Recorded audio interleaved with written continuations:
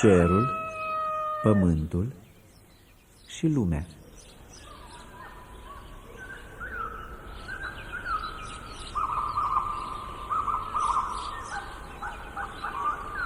Într-o zi, un om simplu, cunoscut pentru viața sa curată, a fost întrebat de un vecin: cum faci tu de ești totdeauna atât de mulțumit?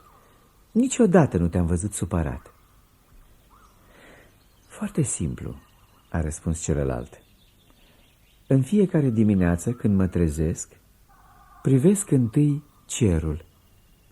Așa mi-aduc aminte de Dumnezeu, de milă și de bunătate.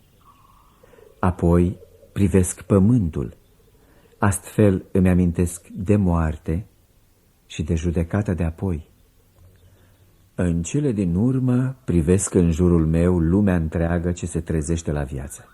Așa mi-aduc aminte de semenii mei, de cei care suferă de boli sau neputințe, de cei ce au o viață mai grea decât a mea și pe care i-aș putea ajuta. În felul acesta mă bucur pentru ceea ce sunt și pentru ceea ce pot face. Bunătatea izvorâtă din dragoste aduce întotdeauna liniște și mulțumire, atât în sufletul celui care primește cu recunoștință, cât și în sufletul celui care dăruiește cu drag.